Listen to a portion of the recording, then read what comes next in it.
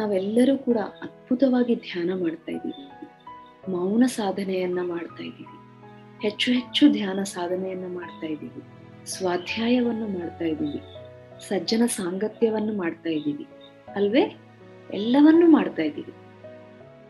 So ಇನ್ನೂ ಕೆಲವರಿಗೆ ನಮ್ಮಲ್ಲಿರುವ ಅನಾವಶ್ಯಕವಾದ ಯೋಚನೆಗಳು ಹೋಗ್ತಾ ಇಲ್ಲ, ನಮ್ಮಲ್ಲಿ ಅನಾವಶ್ಯಕವಾದ ಏನಂತೀವಿ ಹ್ಯಾಬಿಟ್ಸ್ ಹೋಗ್ತಾ ಇಲ್ಲ, ರೀತಿ ರಿವಾಜುಗಳು ಹೋಗ್ತಾ ಇಲ್ಲ, ಈ ತರ ನಮ್ಮಲ್ಲಿ ಇನ್ನೂ ಶಕ್ತಿ ಬೆಳೀತಾ ಇಲ್ಲ, ನಮಗೆ ಯಾವ ತರ ಅನುಭವಗಳು ಬರ್ತಾ ಇಲ್ಲ, ಈ ತರ ಎಷ್ಟೋ ನಮ್ಮಿಂದ ಇನ್ನೂ ಹೋಗ್ತಾ ಇಲ್ಲ. ಆ ಹಳೇದು ಏನಿದೆಯೋ ಅದು ಇನ್ನೂ ಹೋಗ್ತಾ ಇಲ್ಲ. ಇನ್ನ ನಮ್ಮ ಶಕ್ತಿಯನ್ನ ಹೇಗೆ ನಾವು ಹೆಚ್ಚಿಸ್ಕೋಬೇಕು, ನಾವೆಷ್ಟು ಹೊತ್ತು ಧ್ಯಾನ ಮಾಡ್ತೀವಿ ಅನ್ನೋದು ಇಂಪಾರ್ಟೆಂಟ್ ಅಲ್ಲ, ನಾವು ಎಷ್ಟು ಕ್ವಾಲಿಟಿ ಮೆಡಿಟೇಷನ್ ಮಾಡ್ತಾ ಇದ್ದೀವಿ ಅನ್ನೋದು ತುಂಬಾ ಮುಖ್ಯ ಸ್ನೇಹಿತರೆ. ಸೊ ಹೀಗೆ ಯಾವ ವಿಷಯದ ಮೇಲೆ ನಾವು ಗಮನಿಸ್ಕೊಂಡಾಗ ನಮ್ಮಲ್ಲಿ ಇರುವ ಅನಾವಶ್ಯಕವಾದದ್ದು ಪೂರ್ತಿಯಾಗಿ ಹೋಗುತ್ತೆ. ಧ್ಯಾನದ ಜೊತೆ ನಾವು ಇನ್ಯಾವುದು ಸೇರಿಸ್ಬೇಕು ಅಂದರೆ, ಇಂಗ್ಲಿಷ್ ನಲ್ಲಿ ಕಾನ್ಶಿಯಸ್ ಲಿವಿಂಗ್ ಅಂತೀವಿ. ಅಂದ್ರೆ ಕಾನ್ಶಿಯಸ್ ಅಂದ್ರೆ ಜಾಗೃತ, ಎಚ್ಚರಿಕೆ ಡಿಫ್ರೆಂಟ್, ಜಾಗೃತ ಅನ್ನೋದು ಒಂದು ರೈಟ್ ವರ್ಡ್, ನಿದ್ರಾಣ ಜಾಗೃತ. ಸೊ ಆ ಜಾಗೃತವಾಗಿ ಇರೋದು ಪ್ರತಿಯೊಂದು ಕ್ಷಣ, ನಾವು ನೋಡೋದು, ಕೇಳೋದು, ಮಾತನಾಡೋದು, ಹಾಗೆ ಇನ್ನೊಬ್ಬರ ಜೊತೆ ನಾವು ಪ್ರವರ್ತನೆ ಮಾಡೋದು, ತಿನ್ನೋದು, ಮಲ್ಗೋದು, ಅಡಿಗೆ ಮಾಡೋದು, ಆಟ ಆಡೋದು, ಪ್ರತಿಯೊಂದು ನಾವು ಜಾಗೃತ ಸ್ಥಿತಿಯಲ್ಲಿ ಮಾಡಿದಾಗ ಏನಾಗುತ್ತಂದ್ರೆ ನಮ್ಮಲ್ಲಿ ಅನಾವಶ್ಯಕವಾಗಿದೆಯೋ ಅದೆಲ್ಲ ಹೋಗುತ್ತೆ. ಹಾಗೆಯೇ ನಮ್ಮ ಈ ದೇಹದ ಶಕ್ತಿ ಅನ್ನೋದು ತುಂಬಾ ಹೆಚ್ಚಾಗುತ್ತೆ ಸ್ನೇಹಿತರೆ. ಹಾಗೆ ನಾವು ಧ್ಯಾನದಲ್ಲಿ ತಗೊಳ್ತಾ ಇರುವಂತಹ ಈ ಅತ್ಯುತ್ತಮವಾದ ಈ ಶಕ್ತಿ ಏನಿದೆಯೋ ಇಂಪಾರ್ಟೆಂಟ್ ಅಲ್ವಾ ನಮಗೆ? ಈ ಒಂದು ಶಕ್ತಿ ಹೇಗೆ ನಾವು ಯೂಸ್ ಮಾಡ್ಬೇಕು, ಶಕ್ತಿ ಬರ್ತಾ ಇದೆ, ನಾವು ಶಕ್ತಿ ತಗೊಳ್ತಾ ಇದೀವಿ ತುಂಬಾ ಧ್ಯಾನದ ಮುಖಾಂತರ, ಹೇಗೆ ನಾವು ಅದನ್ನ ಉಪಯೋಗಿಸ್ಬೇಕು ಅನ್ನೋದು ತುಂಬಾ ತುಂಬಾ ಇಂಪಾರ್ಟೆಂಟ್. ಸೊ ಇದು ಅರ್ಥ ಆಗ್ಬೇಕಂದ್ರೆ ನಾನೊಂದು ಚಿಕ್ಕ ಕಥೆಯನ್ನ ನಿಮ್ಗೆ ತಿಳಿಸ್ಲಿಕ್ಕೆ ಇಷ್ಟಪಡ್ತೀನಿ. ಸೊ ಒಂದು ರಾಜ್ಯದಲ್ಲಿ ಒಬ್ಬ ನಾಗಾರ್ಜುನ ಅಂತ ಒಬ್ಬ ಗ್ರೇಟ್ ಮಾಸ್ಟರ್ ಇದ್ದಾರೆ. ಸೊ ಅವರು ಯಾವಾಗಲೂ ಕೂಡ ತುಂಬಾ ಖುಷಿಯಾಗಿರ್ತಾರೆ. ಅವರ ಹತ್ರ ಯಾರು ಹೋಗಿದ್ರು ಕೂಡ ಆ ಪ್ರಶಾಂತ ಸ್ಥಿತಿಯನ್ನ ಅನುಭವಿಸ್ತಾರೆ, ಯಾವಾಗ್ಲೂ ಆನಂದವಾಗಿರ್ತಾರೆ. ಸೊ ಒಮ್ಮೆ ಅವರನ್ನು ಪ್ರತಿಯೊಬ್ಬ ರಾಜು ರಾಣಿ ಎಲ್ಲರೂ ಕೂಡ ಅವರನ್ನ ಪೂಜಿಸ್ತಾರೆ. ಅವ್ರು ಬಟ್ಟೆ ಹಾಕೊಳ್ಳೋದಿಲ್ಲ, ಹಾಗೆಯೇ ಇರ್ತಾರೆ ಬಟ್ಟೆ ಹಾಕೊಳ್ದೇನೆ. ಸೊ ಆದ್ರೂ ಸಹ ಎಲ್ಲರೂ ಅವರನ್ನು ಪೂಜಿಸ್ತಾರೆ, ಭಕ್ತಿ ಭಾವನೆಯಿಂದ ನೋಡ್ತಾರೆ. ಸೊ ಆ ರಾಜ್ಯದಲ್ಲಿ ಒಬ್ಬ ಕಳ್ಳ ಕೂಡ ಇದ್ದ. ಸೊ ಆ ಕಳ್ಳ ಎಷ್ಟು ಕಳ್ಳತನ ಮಾಡಿದ್ರು ಕೂಡ ಯಾರು ಆತನನ್ನ ಹಿಡಿಲಿಕ್ಕೆ ಆಗಲ್ಲ. ಅಂಥ ಎಕ್ಸ್ಪರ್ಟ್, ಅಂಥ ಮಾಸ್ಟರ್ ಅವನು ಆ ಒಂದು ವಿದ್ಯೆಯಲ್ಲಿ, ಅಂದ್ರೆ ಆ ಒಂದು ಕೆಲಸದಲ್ಲಿ, ಆ ಕಳ್ಳತನ ಮಾಡೋದ್ರಲ್ಲಿ ಅವನು ಅಷ್ಟು ಎಕ್ಸ್ಪರ್ಟ್. ಸೊ ಯಾರು ಅವನ್ನ ಹಿಡ್ಕೊಳಕ್ಕಾಗಲ್ಲ. ಅಂದ್ರೆ ಅವನು ಈವನ್ ರಾಜ್ಯದಲ್ಲಿ ಸಹ, ಕಿಂಗ್ಡಮ್ ಅಲ್ಲಿ, ಟ್ರೆಜರಿಯಲ್ಲಿ ಸಹ, ಅವನು ರಾಜಕೋಶದಲ್ಲಿ ಸಹ ಅವನು ಕಳ್ಳತನ ಮಾಡಿರ್ತಾನೆ, ಆದ್ರೂ ಅವನನ್ನು ಯಾರು ಹಿಡ್ಕೊಂಡಿಲ್ಲ. ಅಷ್ಟು ಎಕ್ಸ್ಪರ್ಟ್ ಅವನು ಆ ಕಳ್ಳತನ ಮಾಡೋದ್ರಲ್ಲಿ. ಸೊ ಒಮ್ಮೆ ಏನಾಗುತ್ತಂದ್ರೆ ಈ ನಾಗಾರ್ಜುನರವರು ಆ ಒಂದು ಸ್ಟೇಟ್ ಕ್ಯಾಪಿಟಲ್ ಇರುತ್ತಲ್ವಾ, ಆ ರಾಜ್ಯದ ಒಂದು ಕ್ಯಾಪಿಟಲ್, ಆ ಪ್ಲೇಸ್ಗೆ ಬರ್ತಾರೆ. ಸೊ ಅವಾಗ ಅಲ್ಲಿರುವ ರಾಣಿ ಬಂದು, ನಾನು ನಿಮಗೆ ನೀವು ಯಾವಾಗಲೂ ಕೂಡ ಒಂದು ವುಡನ್ ಬೌಲ್ ಇಟ್ಕೊಂಡು ಭಿಕ್ಷೆಯನ್ನ ಕೇಳ್ತಾ ಇರ್ತೀರಿ, ನನಗೆ ಅದು ಇಷ್ಟ ಇಲ್ಲ. ನಾನು ಅದಕ್ಕೋಸ್ಕರ ನಿಮ್ಗೆ ಚಿನ್ನದಿಂದ, ಬಂಗಾರದಿಂದ ನಾನು ಒಂದು ಒಳ್ಳೆ ಬೌಲನ್ನ ನಿಮಗೆ ಕ್ರಿಯೇಟ್ ಮಾಡಿದೀನಿ. ಅದನ್ನ ಮಾಡ್ಲಿಕ್ಕೆ 3 ವರ್ಷ ತಗೊಳ್ತು. ಅಷ್ಟು ಅದ್ಭುತವಾಗಿ ಅದನ್ನ ಡಿಸೈನ್ ಮಾಡಿದ್ದಾರೆ. ಅದರ ಹಿಂದೆ ಎಲ್ಲ ಸುತ್ತಲೂ ಕೂಡ ಡೈಮಂಡ್ಸ್, ಈ ಜಂಪ್ಸ್ ಎಲ್ಲ ಇಟ್ಬಿಟ್ಟು ತುಂಬಾ ಕ್ರಿಯೇಟಿವ್ ಆಗಿ ಮಾಡಿಸಿದೀನಿ ನಾನು ನಿಮ್ಗೋಸ್ಕರ. ಖಂಡಿತ ನೀವು ಇದನ್ನ ತಗೊಳ್ಳೇಬೇಕು, ಬೇಡ ಅಂತ ಮಾತ್ರ ಹೇಳಬೇಡಿ ಅಂತ ಹೇಳ್ತಾರೆ. ಸೊ ಅವಾಗ ಅವರು ಅನ್ಕೊಂತಾ ಇರ್ತಾರೆ, ಆ ರಾಣಿ ಹೇಳಿದ್ರು, ಬಟ್ ಒಳಗೆ ಅನ್ಕೊಂತಾ ಇರ್ತಾರೆ, ಇವ್ರು ಏನಂತಾರೋ, ನನಗೆ ಬೈದ್ ಬಿಡ್ತಾರೇನೋ, ಬೇಡ ಅಂದ್ಬಿಡ್ತಾರೇನೋ. ಬಟ್ ಆ ನಾಗಾರ್ಜುನರು ಏನು ಅಂದಿಲ್ಲ. ಸರಿ, ನನ್ನ ಒಂದು ಆ ವುಡನ್ ಬೌಲ್ ಏನಿದೆಯೋ ಅದು ನೀನ್ ತಗೊಂಡ್ಬಿಡು, ನನಗೆ ಆ ಚಿನ್ನದ ಕೊಡಿ ಅಂದು ಅವ್ರ ಕೆಲ್ಸದಲ್ಲಿ ಅವ್ರ ಮಗ್ನರಾಗ್ತಾರೆ. ಆ ಚಿನ್ನದ ಒಂದು ಬೌಲ್ ಕಡೆ ಅವರು ನೋಡ್ಲೇ ಇಲ್ಲ. ಅದು ಕೊಡು ಅಂತ ಹಾಕ್ಬಿಟ್ಟು ಅವರು ಕೆಲ್ಸದಲ್ಲಿ ಅವರು ಮಗ್ನರಾಗ್ತಾರೆ. ಸೊ ರಾಣಿ ತುಂಬಾ ಖುಷಿ ಪಟ್ಟಿ ಆ ಬೌಲ್ ಅನ್ನ ಅವ್ರಿಗೆ ಕೊಟ್ಬಿಡ್ತಾರೆ. ಸೊ ನಂತರ ಅವರು ತಮ್ಮ ಸ್ಥಾನಕ್ಕೆ ಬರ್ತಾ ಇರ್ತಾರೆ. ಅಲ್ಲಿಂದ ಈ ಒಂದು ಚಿನ್ನದ ಆ ಒಂದು ಪಾತ್ರೆಯನ್ನ ತಗೊಂಡು ಬರ್ತಾ ಇರ್ತಾರೆ. ಸೊ ಅವ್ರು ಇರೋದು ಒಂದು ಹಳೇ ಕಾಲದ ಒಂದು ದೇವಸ್ಥಾನದಲ್ಲಿ ಇರ್ತಾ ಇದ್ರು. ಆ ದೇವಸ್ಥಾನಕ್ಕೆ ಮೇಲೆ ಏನು ಇರಲ್ಲ, ಟಾಪ್ ಏನು ಇರಲ್ಲ, ವಿಂಡೋಸ್ ಇರಲ್ಲ, ಡೋರ್ಸ್ ಇರಲ್ಲ, ದರ್ವಾಜೆ ಏನು ದ್ವಾರ ಬಂದ ಏನು ಇಲ್ಲ ಅದಕ್ಕೆ. ಸೊ ಅಷ್ಟು ಹಳೇದು ಅಂತಹ ಜಾಗದಲ್ಲಿ ಅವ್ರು ಇರ್ತಾ ಇದ್ರು. ಸೊ ಆ ಕಡೆ ಅವರು ಹೋಗ್ತಾ ಇದ್ರು. ಅವಾಗ ಏನಾಯ್ತಂದ್ರೆ ಈ ಕಳ್ಳ ಇದಾನಲ್ವಾ, ಈ ಕಳ್ಳ ನೋಡ್ಬಿಡ್ತಾನೆ. ಓ, ಇವ್ರು ಹೋಗ್ತಾ ಇದ್ದಾರೆ, ಇವ್ರ ಕೈಯಲ್ಲಿ ಏನೋ ತುಂಬಾ ಇಂಪಾರ್ಟೆಂಟ್ ಆ ಬೌಲ್ ಇದೆಯಲ್ವಾ, ಚಿನ್ನದ ಬೌಲ್ ಇದೆಯಲ್ವಾ, ಇದನ್ನ ನಾನು ಹೇಗಾದ್ರೂ ಅವರಿಂದ ತಗೋಬೇಕು ಅನ್ಕೊಂಡು ಅವ್ರ ಹಿಂದೆ ಹೋಗ್ತಾ ಇರ್ತಾನೆ. ಈ ನಾಗಾರ್ಜುನರವರೆಗೂ ಕೂಡ ಗೊತ್ತಾಗುತ್ತೆ, ಓ, ನನ್ನ ಹಿಂದೆ ಯಾರೋ ಬರ್ತಾ ಇದ್ದಾರೆ. ಸೊ ಅವ್ರು ಹೋಗಿ ಆ ದೇವಾಲಯದಲ್ಲಿ ಕುತ್ಕೊಂಡು ಅವ್ರ ಪಾಟಿಗೆ ಅವರು ತಮ್ಮ ಕೆಲಸವನ್ನು ಮಾಡ್ಕೊಂತ ಇರುವಾಗ ಈ ಒಂದು ಕಳ್ಳ ಕೂಡ ಅಲ್ಲಿಗೆ ಬಂದು ಹೊರಗೆ ನಿಂತು ನೋಡ್ತಾ ಇರ್ತಾನೆ. ಸೊ ಅವಾಗ ಗೊತ್ತಾಗುತ್ತೆ ನಾಗಾರ್ಜುನ್ರಿಗೆ ಅವನಲ್ಲಿ ಬಂದಿದ್ದಾನೆ.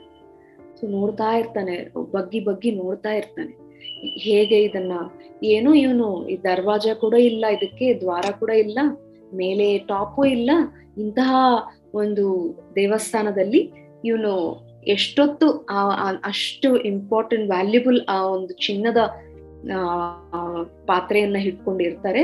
ಕೆಲವೇ ನಿಮಿಷಗಳಲ್ಲಿ ನಾನು ಅದನ್ನ ಕಳ್ಳತನ ಮಾಡ್ಬಿಡ್ತೀನಿ ಅನ್ಕೊಂತಾರೆ. ಹಿಂಗೆ ಇವನು ಯೋಚನೆ ಮಾಡ್ತಾ ಇರುವಾಗ ಅವರು ನಾಗಾರ್ಜುನರು ಒಳಗಿಂದ ಆ ಒಂದು ಚಿನ್ನದ ಒಂದು ಪಾತ್ರೆಯನ್ನ ಅವ್ರ ಕಡೆಗೆ ಬಿಸಾಕ್ತಾರೆ. ಅದು ಬಂದು ಎಕ್ಸಾಕ್ಟ್ಲಿ ಇವ್ರ ಪಾದಗಳ ಹತ್ರ ಬೀಳುತ್ತೆ. ಇನ್ನ ಆಶ್ಚರ್ಯ, ಅವನು ಏನಕ್ಕೋಸ್ಕರ ಅಂತ ಹುಡುಕ್ತಾ ಇದ್ದಾನೋ, ಬಂದಿದ್ದಾನೋ ಅಲ್ಲಿಗೆ, ಅದು ಸಿಕ್ಬಿಡ್ತು. ಇದು ಹೇಗೆ ಸಾಧ್ಯ, ಅಷ್ಟು ವ್ಯಾಲ್ಯೂಬಲ್ ಥಿಂಗ್ ನ ಹೀಗೆ ಬಿಸಾಕ್ಬಿಟ್ರು ಅಂತ ಅನ್ಕೊಳ್ತಾನೆ. ಸೊ ಅವಾಗ ಇನ್ನ ಕೇಳ್ತಾನೆ, ಇಲ್ಲಿಗೆ ಬಂದು ನಾನ್ ನಿಮ್ಮ ಹತ್ರ ಬರ್ಬೋದಾ ಅಂತ. ಖಂಡಿತ ಬರ್ಬೋದು, ನೀನ್ ಬರ್ತೀಯಾ ಅಂತಾನೆ ನಾನು ಅದನ್ನ ಹಾಕಿದೀನಿ, ಅಲ್ಲಿಗೆ ಆ ಪಾತ್ರೆಯನ್ನ ಹಾಕಿದೀನಿ, ಅದ್ ಹಾಕಿದ್ರೆ ನೀನ್ ಒಳಗ್ ಬರ್ತೀಯಾ ಅಂತ, ಬನ್ನಿ ಅಂತ. ಸೊ ಅವಾಗ ಬರ್ತಾನೆ, ನಾನು ಈ ಒಂದು ಪಾತ್ರೆಯನ್ನ ಕಳ್ಳತನ ಮಾಡ್ಬೇಕು ಅನ್ಕೊಂತ ಇದ್ದೀನಿ, ಬಟ್ ಅಷ್ಟ್ರೊಳಗೆ ನೀವೇ ಹಾಕ್ಬಿಟ್ರಿ. ನಾನು ಎಷ್ಟು ಬೇಡ ಅನ್ಕೊಂಡ್ರು ಕೂಡ ನನ್ ಕಳ್ಳತನ ಮಾಡದೇ ಇರೋದಕ್ಕೆ ನನ್ಗೆ ಸಾಧ್ಯನೇ ಆಗ್ತಾ ಇಲ್ಲ. ಎಷ್ಟು ಪ್ರಯತ್ನ ಮಾಡಿದ್ದೀನಿ ನನ್ನ ಕಡೆಯಿಂದ, ಆದ್ರೆ ನನಗೆ ಅದು ಮಾಡದೆ ನನಗೆ ಇರ್ಲಿಕ್ಕೆ ಆಗ್ತಾ ಇಲ್ಲ.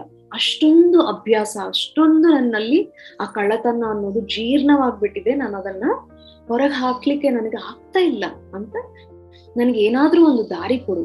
ನಾನು ಎಷ್ಟೋ ಈ ತರ ಋಷಿ ಮುನಿಗಳ ಹತ್ರ ಹೋಗಿ ಕೇಳಿದ್ದೀನಿ, ನಾನು ಈ ತರ ಗುರುಗಳ ಹತ್ರ ಹೋಗಿ ಕೇಳಿದ್ದೀನಿ, ನಾನು ಕೂಡ ನಿಮ್ ತರ ಏನಾದ್ರು ಮಾಡಿ ಈ ಕಳ್ಳತನ ನಾನು ಹೋಗ್ಲಾಡಿಸ್ಕೋಬೋದಾ, ನಾನು ನಿಮ್ ತರ ಪ್ರಶಾಂತವಾಗಿರ್ಬೋದಾ ಅಂತ. ಬಟ್ ಎಲ್ಲರೂ ಒಂದೇ ಹೇಳ್ತಾರೆ, ನೀನು ಫಸ್ಟ್ ಆ ಕಳ್ಳತನ ಬಿಟ್ಬಿಟ್ಟು ನಂತರ ನಮ್ ಕಡೆ ಬಾ ಅಂತ, ನೀನಾದ್ರೂ ಏನಾದ್ರೂ ಒಂದು ದಾರಿ ತೋರ್ಸು ಅಂತ ಈ ನಾಗಾರ್ಜುನರವ್ರ ಹತ್ರ ಬಂದು ಕೇಳ್ತಾರೆ. ಸೊ ಅವಾಗ ಅವ್ರು ಹೇಳ್ತಾರೆ, ಓ ಹಾಗೆ ಹೇಳಿದಾರ, ಹಾಗಾದ್ರೆ ಅವ್ರು ನಿಜವಾದ ಗುರುಗಳಲ್ಲ ಅಂತ ಹೇಳ್ಬಿಟ್ಟು, ಖಂಡಿತ ನೀನು ಕೂಡ ನಂತರ ಪ್ರಶಾಂತವಾಗಿ ಇರ್ಲಿಕ್ಕೆ ಸಾಧ್ಯ ಇದೆ. ನನಗಾಗಿದ್ರೆ ನಿನಗೂ ಸಹ ಆಗತ್ತೆ. ಅಷ್ಟು ಖುಷಿಯಾಗಿರ್ಲಿಕ್ಕೆ ನಿನಗೂ ಸಾಧ್ಯವಿದೆ. ಆದ್ರೆ ನೀನೇನು ಆ ಕಳ್ಳತನ ಬಿಡಬೇಕಾಗಿಲ್ಲ. ನೀನು ಕಳ್ಳತನವನ್ನ ಹಾಗೇ ಮುಂದುವರಿಸು. ನೀನ್ ಅದರಲ್ಲಿ ಮಾಸ್ಟರ್ ಆಗಿದೆಯಲ್ವಾ, ನೀನ್ ಬಿಡೋದೇ ಬೇಕಾಗಿಲ್ಲ, ಹಾಗೆ ಮಾಡು. ಆದ್ರೆ ಒಂದೇ ಒಂದು ಷರತ್ತು, ಅದೇನಂದ್ರೆ ನೀನ್ ಯಾವಾಗ ಕಳ್ಳತನ ಮಾಡ್ತೀಯೋ ಅವಾಗ ಜಾಗೃತ ಸ್ಥಿತಿಯಲ್ಲಿದ್ದು ನೀನ್ ಮಾಡಬೇಕು ಅಂತ ಹೇಳ್ತಾರೆ ನಾಗಾರ್ಜುನರು. ಸೊ ಹೌದಾ, ಅಷ್ಟೇನಾ? ಇಲ್ಲಿವರೆಗೂ ಯಾರು ಈ ತರ ಹೇಳಿಲ್ಲ, ಕಳ್ಳತನವನ್ನ ಮುಂದುವರಿಸಿ ಅಂತ ನನಗೆ ಯಾರು ಹೇಳಿಲ್ಲ ಅಂತ ಖುಷಿ ಪಟ್ಟು, ಸರಿ ನನ್ನ ಹತ್ರ 1 ವಾರದ ನಂತರ ನಿನ್ನ ಕಳ್ಳತನವನ್ನ ಕಂಟಿನ್ಯೂ ಮಾಡು ಅಂತ ಹೇಳ್ತಾರೆ ನಾಗಾರ್ಜುನ. ಅವನ್ ಖುಷಿಯಿಂದ ಹೋಗ್ತಾನೆ. ಸೊ ಅವನ್ ಪ್ರತಿನಿತ್ಯ ಕಳ್ಳತನ ಮಾಡ್ಲೇಬೇಕು, ಒಂದ್ ದಿವಸ ಕೂಡ ಕಳ್ಳತನ ಮಾಡದೆ ಅವನ್ಗಿರಕ್ ಸಾಧ್ಯ. ಸೊ ಹೋಗ್ತಾನೆ ಕಳ್ಳತನ. ಸೊ ಈ ನಾಗಾರ್ಜುನರು ಹೇಳ್ತಾರೆ, ಜಾಗೃತ ಸ್ಥಿತಿಯಲ್ಲಿ ನೀನ್ ಮಾಡ್ಬೇಕು. ಒಂದು ಡೋರ್ ಓಪನ್ ಮಾಡ್ತಾ ಇದೀಯ, ಒಂದು ಲಾಕ್ ಓಪನ್ ಮಾಡ್ತಾ ಇದೀಯ, ತುಂಬಾ ಜಾಗೃತಿ ಸ್ಥಿತಿಯಲ್ಲಿ ಇದ್ದು ನೀನ್ ಮಾಡ್ಬೇಕು. ಏನ್ ಮಾಡಿದ್ರು, ಒಂದ್ ದುಡ್ಡು ತೆಗೀತಾ ಇದ್ರು, ಏನ್ ಮಾಡ್ತಾ ಇದ್ರು, ನೀನ್ ಪೂರ್ತಿ ಜಾಗೃತ ಸ್ಥಿತಿಯಲ್ಲಿ ಇದ್ದು ಮಾಡ್ಬೇಕು ಅಂತ ಹೇಳ್ತಾರೆ. ಸೊ ಇವರು ಕೂಡ ಹಾಗೆ ಫಾಲೋ ಮಾಡ್ತಾರೆ. ಒಂದ್ ದಿವಸ ಕೂಡ ಆ ಜಾಗೃತ ಸ್ಥಿತಿಯಲ್ಲಿ ಇದ್ದು ಅವನ್ಗೆ ಕಳ್ಳತನ ಮಾಡ್ಲಿಕ್ಕೆ ಆಗ್ಲಿಲ್ಲ. 1 ವಾರ ಕೂಡ ಹೀಗೆ ನಡೆದೋಯ್ತು. ಒಂದ್ ದಿವಸ ಕೂಡ ಅವನ್ಗೆ ಕಳ್ಳತನ ಹೋಗ್ತಾನೆ, ಬಟ್ ತೆಗಿಯಕ್ಕೆ ಮನ್ಸ್ ಬರಲ್ಲ. ಅಂದೇ ಬರುತ್ತೆ ಅವನ್ಗೆ ಜಾಗೃತ ಸ್ಥಿತಿಯಲ್ಲಿ ಇದ್ದಾಗ, ಅರೆ ನನಗೇನೆ ಎಷ್ಟೋ ಬೇಕಾದಷ್ಟು ನಾನು ದುಡ್ಡು ಸಂಪಾದನೆ ಮಾಡ್ಬಿಟ್ಟಿದ್ದೀನಿ, ಇನ್ಯಾಕೆ ನಾನು ಕಳ್ಳತನ ಮಾಡ್ಬೇಕು? ಯಾರಿಗೋಸ್ಕರ ನಾನು ಇದ್ ಮಾಡ್ತಾ ಇದ್ದೀನಿ? ನನ್ಗೆ ನನ್ನ ನಂತರ ತಿನ್ನೋದಕ್ಕೆ ಪೀಳಿಗೆಗಳು ತಿನ್ನೋ ಅಷ್ಟು ನಾನು ಸಂಪಾದನೆ ಮಾಡಿದೀನಿ, ಇನ್ಯಾಕೆ ನಾನು ಇದನ್ನೆಲ್ಲ ಮಾಡ್ಬೇಕು ಅಂತ ಆ ಜಾಗೃತ ಸ್ಥಿತಿಯಲ್ಲಿ ಇದ್ದಾಗ ಅವನಿಗೆ ಯೋಚನೆ ಬರ್ತಾ ಇರುತ್ತೆ. ಸೊ ಇನ್ನ ಡೈರೆಕ್ಟ್ಲಿ ನಾಗಾರ್ಜುನ ಹತ್ರ ಬಂದು ಹೇಳ್ತಾನೆ, ನೀನು ತುಂಬಾನೇ ಕನ್ನಿಂಗ್ ಫೆಲೋ, ನೀನ್ ಏನೋ ಒಂದು ಪ್ಲಾನ್ ಐಡಿಯಾ ಇಂದನೇ ನನಗೆ ಇದು ಹೇಳಿದ್ಯಾ. ನನಗೆ 1 ವಾರ ಕೂಡ ನಾನು ಆ ಕಳ್ಳತನ ಮಾಡ್ಲಿಕ್ಕೆ ಆಗ್ಲಿಲ್ಲ ನನ್ನ ಕೈಯಿಂದ ಅಂತ ಹೇಳ್ಬಿಡ್ತಾನೆ. ಸೊ ಅವಾಗ ನಾಗಾರ್ಜುನರು, ಎಸ್, ಇದು ಪರ್ಫೆಕ್ಟ್ ಸ್ಥಿತಿ, ಇವಾಗ ನೀನ್ ಕೂತ್ಕೋ, ಇವಾಗ ನೀನ್ ಕಣ್ಣು ಮುಚ್ಕೋ ಅಂತ ಅವಾಗ ಆ ಧ್ಯಾನವನ್ನು ಹೇಳ್ಕೊಡ್ತಾರೆ ಸ್ನೇಹಿತರೆ. ಸೊ ಆ ಜಾಗೃತ ಸ್ಥಿತಿಯಲ್ಲಿ ಇರುವುದರಿಂದ ಆ ಕಳ್ಳ ಸಹ ಅಷ್ಟು ಬಿಡದೆ ಆಗಿರುವಂತ ಕಳ್ಳತನ ಕೂಡ ಅವನಿಂದ ಹೋಗ್ಬಿಟ್ಟಿದೆ. ಸೊ ಇದು ಎಷ್ಟು ಮುಖ್ಯವಾದ ಪಾಯಿಂಟ್ ಸ್ನೇಹಿತರೆ ನಮ್ಗೆ. ಸೊ ಆ ಜಾಗೃತ ಸ್ಥಿತಿಯಲ್ಲಿ ಇದ್ದು ಪ್ರತಿಯೊಂದು ಕೆಲಸ ಮಾಡಿದಾಗ ನಮ್ಮ ಶಕ್ತಿ ಎಷ್ಟೋ ಉಳಿಯುತ್ತೆ ಸ್ನೇಹಿತರೆ. ಆ ಜಾಗೃತ ಸ್ಥಿತಿ ಇಲ್ದೆ, ಆ ಕಾನ್ಶಿಯಸ್ ಇಲ್ದೆ ನಾವು ಎಷ್ಟೋ ಮಾಡ್ಬಿಡ್ತಾ ಇದೀವಿ. ಅಂದ್ರೆ ತಪ್ಪುಗಳು ಮಾಡಿ ನಮ್ಮ ಶಕ್ತಿಯನ್ನ ಕಳ್ಕೊಂತಾ ಇದೀವಿ. ನಾವ್ ಎಷ್ಟೋ ವ್ಯಾಲ್ಯೂಬಲ್ ಶಕ್ತಿ ಪಡಿತೀವಿ ಧ್ಯಾನದಿಂದ. ಅದನ್ನೆಲ್ಲ ಕೂಡ ಆ ಕಾನ್ಶಿಯಸ್ ಇಂದ ಇಲ್ದೆ ಮಾಡಿರೋದಕ್ಕೆ ನಾವು ಅದನ್ನೆಲ್ಲ ಕೂಡ ವೇಸ್ಟ್ ಮಾಡ್ಕೊಂತ ಇದೀವಿ. ಸೊ ಹೇಗೆ ಈ ಜಾಗೃತ ಸ್ಥಿತಿಯಲ್ಲಿ ಇದ್ದು ನಾವು ಮಾಡ್ಬೇಕು. ಜಾಗೃತ ಸ್ಥಿತಿಯಲ್ಲಿ ಇದ್ದು ನಾವು ಮಾಡಿದಾಗ ಅನಾವಶ್ಯಕವಾದದೆಲ್ಲ ಹೋಗ್ಬಿಡುತ್ತೆ ಸ್ನೇಹಿತರೆ. ತುಂಬಾ ನಮ್ಮ ಲೈಫ್ ತುಂಬಾ ಅದ್ಭುತವಾಗಿರುತ್ತೆ. ನಾವು ಮಾತಾಡೋ ರೀತಿ ಬದಲಾಗುತ್ತೆ, ನಾವು ನೋಡೋ ರೀತಿ ಬದಲಾಗುತ್ತೆ, ಕೇಳೋ ರೀತಿ ಬದಲಾಗುತ್ತೆ, ತಿನ್ನೋ ರೀತಿ ಬದಲಾಗುತ್ತೆ, ಮನುಷ್ಯರ ಜೊತೆ ಮಾತಾಡೋ ರೀತಿ ಬದಲಾಗುತ್ತೆ. ಅನಾವಶ್ಯಕವಾದದ್ದೆಲ್ಲವೂ ಕೂಡ ಹೋಗ್ಬಿಡುತ್ತೆ ನಮ್ಮಿಂದ. ಸೊ ಈ ಸ್ಥಿತಿ ನಮ್ಮೆಲ್ಲರಿಗೂ ಬೇಕಲ್ವಾ? ಪ್ರತಿಯೊಬ್ಬರಿಗೂ ಈ ಜಾಗೃತ ಸ್ಥಿತಿ ಅನ್ನೋದು ಬೇಕು. ನಿದ್ದೆ ಮಾಡುವಾಗ ಕೂಡ ನಾವು ಆ ಜಾಗೃತ ಸ್ಥಿತಿಯಲ್ಲಿ ನಿದ್ದೆ ಮಾಡಿದಾಗ, ನಾವು 1 ಗಂಟೆ ನಿದ್ದೆ ಮಾಡಿದ್ರೂ ಸಹ ಜಾಗೃತ ಸ್ಥಿತಿಯಲ್ಲಿ 6 ಗಂಟೆಗಳ ನಿದ್ದೆಗೆ ಸಮಾನ. ಸೊ ಅವಾಗ ನಾವು ಹೆಚ್ಚು ಕೆಲಸಗಳು ಮಾಡ್ಕೋಬಹುದು. ಧ್ಯಾನ ಸಾಧನೆಗೆ, ಸ್ವಾಧ್ಯಾಯಕ್ಕೆ ನಮ್ಮ ಆ ಸಮಯವನ್ನ ಮೀಸಲಿಟ್ಕೋಬಹುದು. ಸೊ ನಾವು ನಿದ್ದೆ ಮಾಡ್ತೀವಿ, ಹೆಂಗೆ ಒಂದು ಟಿವಿ ನೋಡ್ತಾ ಇರ್ತೀವಿ, ಹಂಗೆ ಟಿವಿಯಲ್ಲಿ ಏನೋ ಒಂದು ನೋಡ್ಬಿಟ್ಟು ಹಾಗೆ ಮಲಗ್ಬಿಡ್ತೀವಿ. ಇಲ್ಲಾಂದ್ರೆ ತುಂಬಾ ಟಯರ್ಡ್ ಆಗ್ಬಿಟ್ಟು ಆ ಟಯರ್ಡ್ನೆಸ್ ಅಲ್ಲಿಯೇ ಮಲಗ್ಬಿಡ್ತಾ ಇರ್ತೀವಿ. ಆದ್ರೆ ನಾವು ಸ್ವಲ್ಪ ಹೊತ್ತು ನಮ್ಮ ಶ್ವಾಸದ ಮೇಲೆ ಗಮನ ಇಟ್ಟು ನಾವು ಮಲಗಿದಾಗ ಆ ಜಾಗೃತ ಸ್ಥಿತಿಯಲ್ಲಿ ನಾವು ಮಲಗ್ತಾ ಇದೀವಲ್ವಾ, ಸೊ ಆ ನಿದ್ದೆಯನ್ನ ಯೋಗ ನಿದ್ರೆ ಅಂತ ಹೇಳ್ತೀವಿ. ಆ ನಿದ್ದೆಯಲ್ಲಿ ನಮ್ಮ ಶಕ್ತಿ ವೃದ್ಧಿ ಆಗುತ್ತೆ ಸ್ನೇಹಿತರೆ. ತುಂಬಾ ಸ್ವಲ್ಪ ಸಮಯ ಸ್ವಲ್ಪ ಹೆಚ್ಚು ನಾವು ನಿದ್ದೆ ಮಾಡಬೇಕಾಗಿಲ್ಲ. ಅಷ್ಟು ಗಂಟೆಗಳ ನಿದ್ದೆ ನಮ್ಗೆ ಸ್ವಲ್ಪ ಗಂಟೆಗಳಲ್ಲೇ ಸಿಕ್ಬಿಡತ್ತೆ. ಸೊ ಆವಾಗ ನಮ್ಗೆ ಇನ್ನು ಸಾಕು, ನಿದ್ದೆ ಸಾಕು ಅನ್ಸುತ್ತೆ.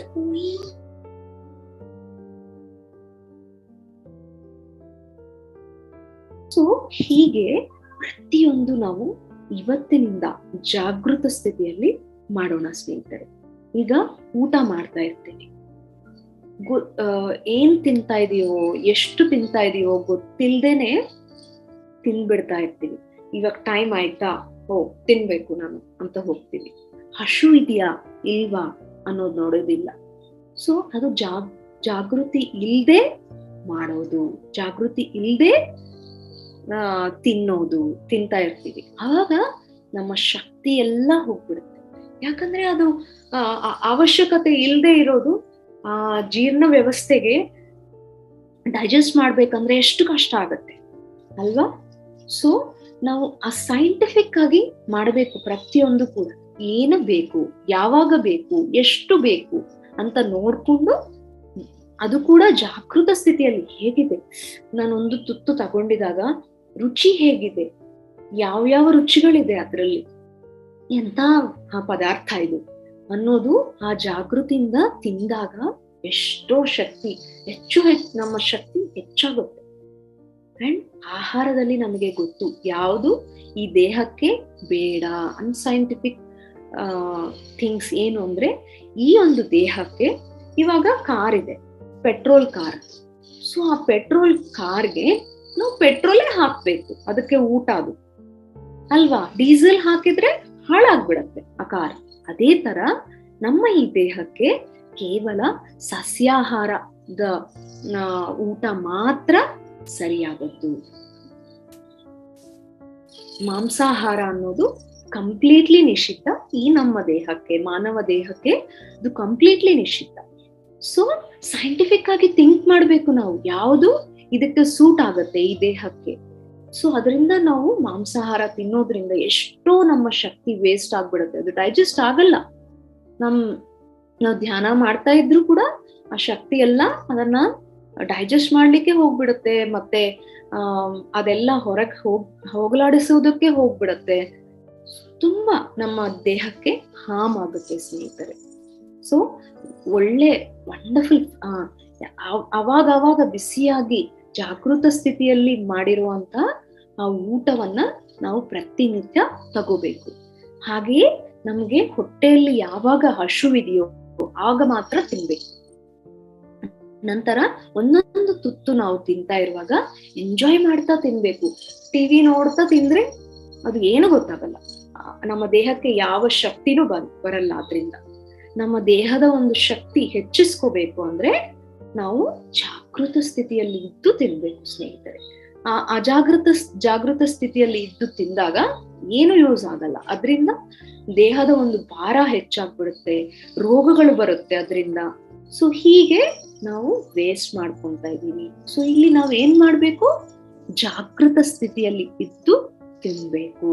ಅವಾಗ ನಮಗೆ ಹೆಚ್ಚು ತಿನ್ನೋ ಅಭ್ಯಾಸ ಇದೆ ಅನ್ಕೊಳ್ಳಿ, ಹೋಗ್ಬಿಡುತ್ತೆ. ಯಾವಾಗ ನಾವು ಜಾಗೃತ ಸ್ಥಿತಿಯಲ್ಲಿ ತಿಂತೀವೋ ನಮ್ಮ ದೇಹಕ್ಕೆ ಎಷ್ಟು ಬೇಕೋ ಅಷ್ಟೇ ನಾವು ತಿಂತೀವಿ. ಅವಾಗ ನಮ್ಮ ದೇಹದ ಭಾರ ಹೆಚ್ಚಾಗಲ್ಲ, ಅವ್ರ ಕಡಿಮೆ ಆಗಲ್ಲ, ಕರೆಕ್ಟ್ ಇರುತ್ತೆ. ನಮ್ಮ ದೇಹಕ್ಕೆ ಎಷ್ಟಿರಬೇಕು ಎಕ್ಸಾಕ್ಟ್ಲಿ ಹಂಗೆ, ಅನಾವಶ್ಯಕವಾದದ್ದು ಹೋಗ್ಬಿಡುತ್ತೆ. ಸೊ ಇದನ್ನ ಇವತ್ತಿನಿಂದ ಅಭ್ಯಾಸ ಮಾಡಿ. ಹಾಗೆ ಮಕ್ಕಳಿಗೂ ಕೂಡ ಅದೇ ರೀತಿ ಅಭ್ಯಾಸ ಮಾಡಿ. ಇವಾಗ ನೋಡಿದ್ರೆ ಮಕ್ಕಳು ಸಹ ಟಿವಿ ನೋಡ್ತಾ ತಿನ್ನೋದು ಏನೋ ಅವ್ರ ಒಳಗೆ ಹೋಗಿದ್ರೆ ಸಾಕು ಅಂತ ನಾವು ಮೈಂಡ್ ಸೆಟ್ ಮಾಡ್ಕೊಂಡ್ ಬಿಟ್ಟಿದ್ದೀವಿ. ಸ್ವಲ್ಪ ಪೇಶನ್ಸ್ ನಾವೇ ಇನ್ಕ್ರೀಸ್ ಮಾಡ್ಕೊಂಡು ಹೇಗೆ ಅವ್ರಿಗೆ ತಿನ್ಸ್ಬೇಕು, ಚಿಕ್ಕ ವಯಸ್ಸಿಂದ ಅಭ್ಯಾಸ ಮಾಡಿದ್ರೆ ತಾನೇ ಅದು ದೊಡ್ಡವ್ರ ಆದ್ಮೇಲೆ ಅವರ ಜೀವನದಲ್ಲಿ ಅಳವಡಿಸ್ಕೊಳ್ಳೋದಕ್ಕಾಗತ್ತೆ.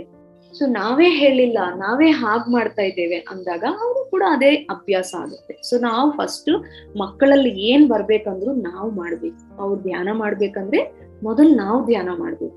ಅವರು ಪುಸ್ತಕಗಳು ಓದ್ಬೇಕು ಅಂದ್ರೆ ನಾವು ಏನೋ ಒಂದು ಪುಸ್ತಕ ತೆಗೆದು ಅವ್ರ ಮುಂದೆ ನಾವು ಓದ್ಬೇಕು. ಅವಾಗ ನ್ಯಾಚುರಲಿ ಆ ಹವ್ಯಾಸ ಇವತ್ತಿಲ್ಲ ನಾಳೆ ಇಲ್ಲ ಖಂಡಿತ ಬಂದ್ಬಿಡುತ್ತೆ. ಆದ್ರೆ ಆ ಬೀಜಗಳನ್ನ ಮಾತ್ರ ನಾವು ಬಿತ್ತಲೇಬೇಕು. ಅವಾಗ ಅದು ಯಾವಾಗ್ಲೂ ಒಂದ್ ದಿವಸ ಮೊಳಕೆ ಬರುತ್ತೆ, ಖಂಡಿತ ಬರುತ್ತೆ. ಏನೋ ಒಂಥರ ಅವ್ನ್ ತಿನ್ಬೇಕು ಅಷ್ಟೇ ಸಾಕು ನನಗೆ ಅನ್ಕೊಂಡ್ರೆ ಟಿವಿ ಮುಂದೆ ಕೂರ್ಸಿ, ಕಾರ್ಟೂನ್ ಮುಂದೆ ಕೂರ್ಸಿ, ಮೊಬೈಲ್ ಕೊಟ್ಬಿಟ್ಟು ತಿನ್ಸ್ಬಿಡ್ತಾ ಇರ್ತೀವಿ. ಬಟ್ ಅದರಿಂದ ಅವ್ರಿಗೆ ಏನು ಉಪಯೋಗ ಆಗಲ್ಲ. ಅದರಿಂದ ಡಿಸ್ಅಡ್ವಾಂಟೇಜಸ್ ಹೆಚ್ಚಾಗುತ್ತೆ ಸ್ನೇಹಿತರೆ. ಸೊ ಸೈಂಟಿಫಿಕ್ ಆಗಿ ನಾವು ತಿನ್ನೋದನ್ನ ಅಭ್ಯಾಸ ಮಾಡ್ಬೇಕು. ರುಚಿಯಾಗಿ ಮಾಡ್ಕೋಬೇಕು, ಬಿಸಿಯಾಗಿ ಮಾಡ್ಕೋಬೇಕು. ಪ್ರಕೃತಿಯಿಂದ ಹಾಗೆ ಚೆನ್ನಾಗಿ ಕಟ್ ಮಾಡ್ಕೊಂಡು ಹೊಲದಿಂದ ತಂದಿರೋದು ಹಾಗೆ ಅಡಿಗೆ ಮಾಡ್ಕೋಬೇಕು. ಹಾಗೆ ಅಡಿಗೆ ಮಾಡಿರೋದನ್ನ ನಾವು ಫ್ರಿಜ್ ನಲ್ಲಿ ಇಟ್ಟು 2 ದಿವಸ 3 ದಿವಸ 10 ದಿವಸ ತಿಂತಾ ಇರ್ತೀವಿ. ಅದನ್ನ ಪೂರ್ತಿ ನಿಲ್ಲಿಸ್ಬೇಕು ಸ್ನೇಹಿತರೆ. ಇದನ್ನೆಲ್ಲ ನಾವು ಗಮನದಲ್ಲಿ ಇಟ್ಕೊಂಡು ಮಾಡೋಣ. ಯಾರಾದ್ರೂ ಮಾಡ್ತಾ ಇದ್ರೆ ಆಲ್ರೆಡಿ ವಂಡರ್ಫುಲ್. ಸೊ ಜಾಗೃತ ಸ್ಥಿತಿಯಲ್ಲಿ ಇದ್ದು ನಾವು ಈ ಆಹಾರವನ್ನು ತಗೊಳ್ಳೋಣ, ಆಹಾರವನ್ನು ಮಾಡೋಣ. ಅಲ್ಲಿ ನಾವು ಕಾನ್ಶಿಯಸ್ ಸ್ಟೇಟ್ ಅಲ್ಲಿ ಇಲ್ಲದೆ ಇದ್ದಾಗ ಏನ್ ಮಾಡ್ತೀವಿ, ಹೆಚ್ಚಾಗಿ ಉಪ್ಪು ಹಾಕ್ಬಿಡೋದು, ಹೆಚ್ಚಾಗಿ ಖಾರ ಹಾಕ್ಬಿಡೋದು, ಹಂಗ್ ಮಾಡ್ತಾ ಇರ್ತೀವಿ. ಬಟ್ ಯಾವಾಗ ನಾವು ಜಾಗೃತ ಸ್ಥಿತಿಯಲ್ಲಿ ಇದ್ದು ಅಡಿಗೆ ಮಾಡ್ತೀವೋ ತುಂಬಾ ರುಚಿಯಾಗಿ ಬರುತ್ತೆ. ನಿಮ್ಮ ಮನೆ ಅಲ್ಲಿರೋರ್ಗೆಲ್ಲರೂ ಕೂಡ ಅದು ಒಂದು ಪ್ರಸಾದ ಆಗ್ಬಿಡತ್ತೆ.